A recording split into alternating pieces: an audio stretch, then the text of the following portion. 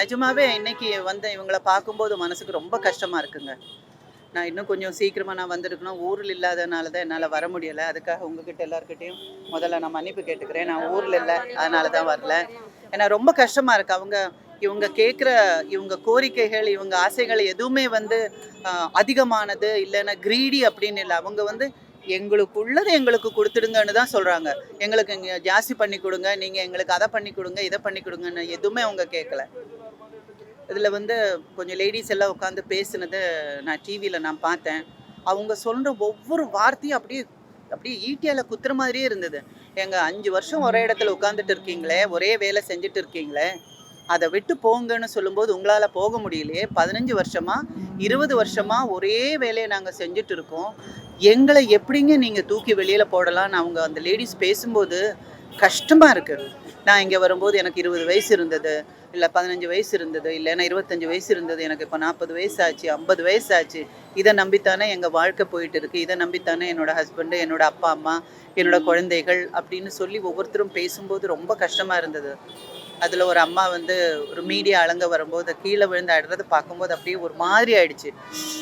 என்னோட அம்மா அப்படி இன்னொருத்தர் காலில் விழுந்து அழுத எனக்கு எப்படி ஃபீல் ஆயிடுச்சோ அந்த மாதிரி நான் ஃபீல் ஆனேன். ஒரு அம்மா வந்து பேசும்போது எப்படி என்ன நாங்கள் செத்தாலும் சாவங்களை தவிர அப்படின்னு சாவை பற்றிலாம் அவங்க பேசுகிற அளவுக்கு ஒரு மன வருத்தத்தை இந்த இது அவங்களுக்கு கொடுக்கறது ரொம்ப கஷ்டமாக இருக்குது. தயவு செஞ்சு அவங்க கேட்குறத நான் வந்து எந்த அரசியல் சார்பிலையும் நான் இங்கே பேச வரல. என்னோட உள்ளத்திலிருந்து இவங்கள பார்த்து இவங்க பண்ணுற வேதனை, அவங்க கேட்குற விஷயம் உண்மையானது சரியானதுன்னு ஃபீல் பண்ணுறதுனால நான் இங்கே வந்திருக்கேன். ஆனால் ஒரு விஷயம், இந்த டைமில் மக்கள் திலகத்தையும் புரட்சி தலைவரையும் புரட்சி தலைவியும் நான் ரொம்ப மிஸ் பண்ணுறேன். அவங்க இருந்திருந்தா இப்படி ஒரு விஷயமே நடந்திருக்காது, எப்போவோ சோல்வாயிருக்கும்னு நான் ஃபீல் பண்ணுறேன்.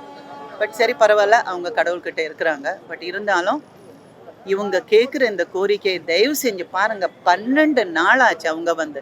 நான் ஒரு 20 நிமிஷம் உட்காந்துட்டு எழுந்திரிக்கும் போது என்னால் எழுந்திரிக்க முடியல, கால் அப்படியே மரத்து போச்சு.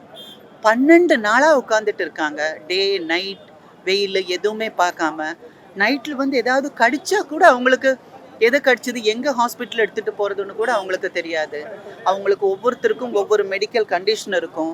உடம்பு சுகம் இல்லாதவங்க இருப்பாங்க, கரெக்டு டைமுக்கு மாத்திரை சாப்பிடாம கீழே தலை சுற்றி போகிறவங்க இருப்பாங்க. அப்படி ஏதாவது நடந்துருச்சுன்னா அவங்க ஃபேமிலிக்கு தான் அவங்க இல்லாமல் போகிறாங்க.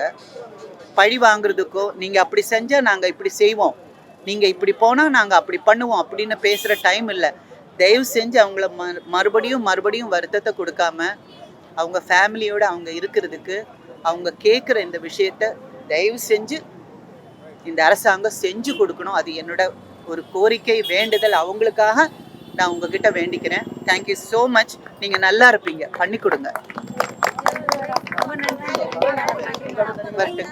தெரியுதுப்பா.